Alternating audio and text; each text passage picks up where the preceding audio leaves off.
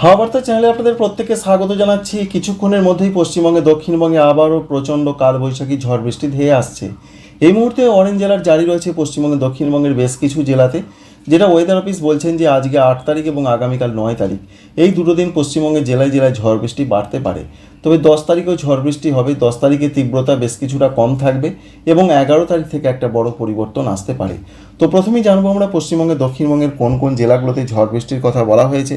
Satellite চিত্র থেকে যেটা আমরা এখনও পর্যন্ত লক্ষ্য করতে পারছি, অবশ্যই আপনারা সেটা দেখতে পাচ্ছেন যে পশ্চিম বর্ধমান এবং সংলগ্ন জায়গায় এই যে বজ্রগর্ভ মেঘ তৈরি হয়ে গেছে, ঝড় বৃষ্টি এইভাবে এগিয়ে আসছে।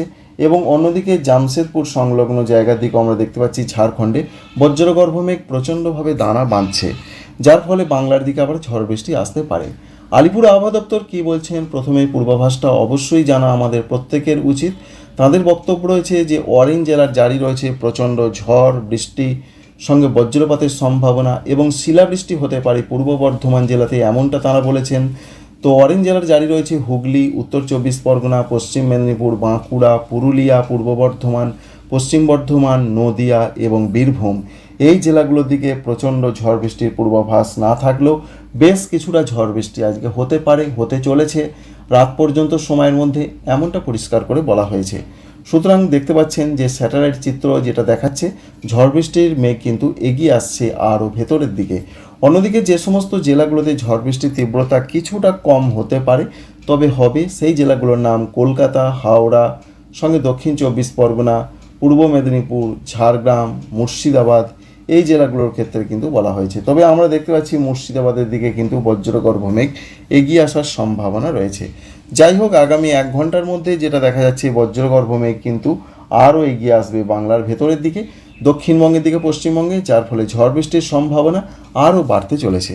আমরা স্যাটেলাইট চিত্র থেকে একবার দেখার চেষ্টা করব, যে বৃষ্টি মোড থেকে দেখার চেষ্টা করব কি কি রয়েছে। স্যাটেলাইট চিত্র থেকে আমরা দেখলাম, এবার বৃষ্টি মোড থেকে দেখতে পাচ্ছি হ্যাঁ অবশ্যই ঝড় বৃষ্টি কিন্তু দেখতে পাওয়া যাচ্ছে। তবে সেই ঝড় বৃষ্টি মূলত প্রথমে ঝাড়খণ্ড, তারপরে পশ্চিমবঙ্গের দক্ষিণবঙ্গে প্রবেশ করতে চলেছে। প্রত্যেকটা জেলা থেকেই ঝড় বৃষ্টির সম্ভাবনা রয়েছে এমনটা দেখা যাচ্ছে। তবে 24 পরগনার দিকে একটু কম, পূর্ব মেদিনীপুরের দিকে একটু কম, এমনটা এখানে শো করছে। দেখতে পাচ্ছেন এই সমস্ত জায়গাগুলোর দিকে কিছুটা কম দেখতে পাওয়া যাচ্ছে। তাই মূল কথা, মূল বিষয় যেটা রয়েছে, ঝাড়খণ্ডেও যেমন ঝড় বৃষ্টির সম্ভাবনা অরেঞ্জ অ্যালার্ট জারি রয়েছে এবং পশ্চিমবঙ্গে দক্ষিণবঙ্গ অরেঞ্জ অ্যালার্ট জারি রয়েছে। আজকে রাতের মধ্যে ঝড় বৃষ্টি আবার কিন্তু ধেয়ে আসছে। আগামীকাল পশ্চিমবঙ্গে দক্ষিণবঙ্গে ঝড় বৃষ্টির সম্ভাবনা অবশ্যই রয়েছে। বেশ কিছু কিছু জেলাতে আগামীকালও অরেঞ্জ অ্যালার্ট জারি রয়েছে।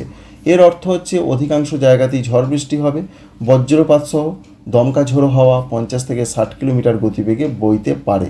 আগামীকাল 9 তারিখ শনিবার যে জেলাগুলোর সম্ভাবনা বেশি, পশ্চিম মেদিনীপুর, ঝাড়গ্রাম, বাঁকুড়া, পুরুলিয়া, পূর্ব বর্ধমান, পশ্চিম বর্ধমান, এই জেলাগুলো থেকে আগামীকাল ঝড় বৃষ্টির সম্ভাবনা খুব বেশি। তবে যে এখান থেকে আমরা দেখতে পাচ্ছি বিক্ষিপ্ত বিরাট ধরনের কিছু এখানে শো করছে না এখনও, হয়তো আগামীকাল আপডেটে সেটা দেখা যেতে পারে। কারণ এই যে আপডেটটা রয়েছে এটা আগামীকাল 9 তারিখের কথা আপনাদের জানাচ্ছি। 9 তারিখে বলা হয়েছে যে যে জেলাগুলোতে সম্ভাবনা বেশি জানিয়ে দিয়েছি, আরেকবার রিপিট করে জানাচ্ছি, পশ্চিম মেদিনীপুর, ঝাড়গ্রাম, বাঁকুড়া, পুরুলিয়া, পূর্ব বর্ধমান, পশ্চিম বর্ধমান। যে জেলাগুলোতে কম রয়েছে নদিয়া, বীরভূম, মুর্শিদাবাদ, কলকাতা, হাওড়া, হুগলি, উত্তর 24 পরগনা, দক্ষিণ 24 পরগনা এবং পূর্ব মেদিনীপুর, এই জেলাগুলোতে আগামীকাল কিছুটা কম হতে পারে। পশ্চিমবঙ্গে দক্ষিণবঙ্গে 10 তারিখের দিকে বিক্ষিপ্ত বৃষ্টি হবে, প্রচণ্ড বৃষ্টি হবে এমনটা সম্ভাবনা নেই। এবং ঝাড়খণ্ডের দিকেও অরেঞ্জ অ্যালার্ট রয়েছে, সেখানেও ঝড় বৃষ্টির সম্ভাবনা যথেষ্ট থাকছে। 11 তারিখ থেকে বেশ কিছুটা ঝড় বৃষ্টিতে কম বা ঝড় বৃষ্টির ক্ষেত্রে একটা পরিবর্তন আসতে পারে। ঝড় বৃষ্টি অনেক কমে যাবে 11 তারিখ, 12 তারিখ, অর্থাৎ আগামী সপ্তাহ থেকে।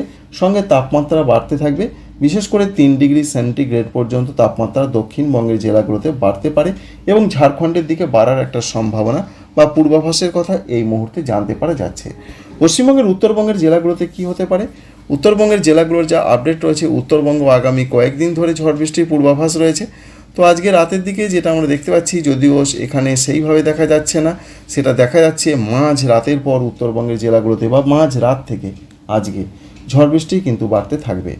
যেমন রয়েছে মালদা, দক্ষিণ দিনাজপুর, উত্তর দিনাজপুর, এই জেলাগুলোর দিকে যেমন বাড়ার সম্ভাবনা রয়েছে, তেমনি ওপরের জেলাগুলোর কোনো জায়গায় জলপাইগুড়ি জেলার দিকে একটু ভারী বৃষ্টির কথা বলা হয়েছে আজকে এবং আগামীকাল। তাই আজকে 8 তারিখ এবং 9 তারিখ পশ্চিমবঙ্গের উত্তরবঙ্গের জেলাগুলোর প্রত্যেকটা জেলার অনেক জায়গাতেই ঝড় বৃষ্টির খবর দিয়েছেন আলিপুর আবহাওয়া দপ্তর, এবং তাদের যেটা বক্তব্য রয়েছে যে 10 তারিখে ঝড় বৃষ্টির সম্ভাবনাও রয়েছে। 10 তারিখেও আমরা দেখতে পাচ্ছি উত্তরবঙ্গের প্রত্যেকটা জেলার দিকে হালকা থেকে মাঝারি বিক্ষিপ্ত টাইপের ঝড় বৃষ্টি হবে। সুতরাং এখন লাগাতার উত্তরবঙ্গের জেলাগুলোতে আমরা ঝড় বৃষ্টি দেখতে পাচ্ছি।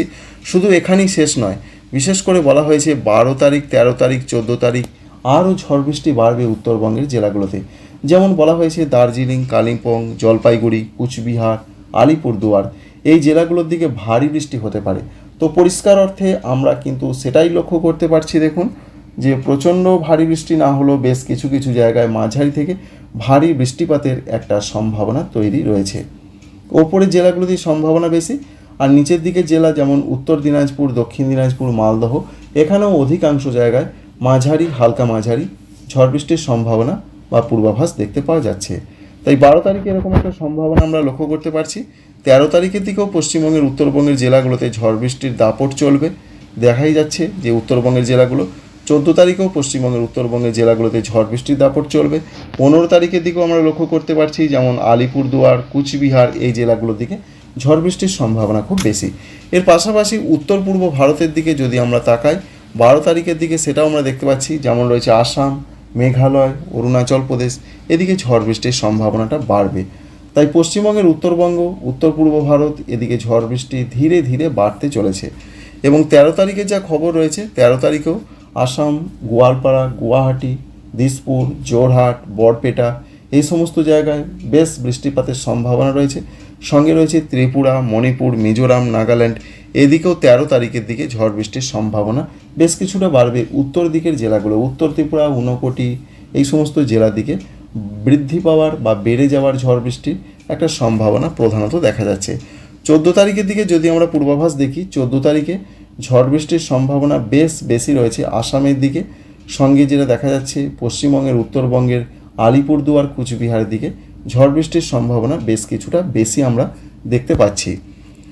13, 15, 14 এইভাবে যা পূর্বাভাস রয়েছে পশ্চিমবঙ্গের উত্তরবঙ্গের জেলাগুলোতে আগামী কয়েকদিন ধরে 17, 18 কিন্তু বৃষ্টিপাত চলতেই থাকবে। তবে পশ্চিমবঙ্গের উত্তরবঙ্গের দিকে মূলত আলিপুরদুয়ার, কুচবিহারের দিকে ঝড় বৃষ্টির সম্ভাবনা 15 তারিখ বা তার পরবর্তী দিনগুলোতে রয়েছে।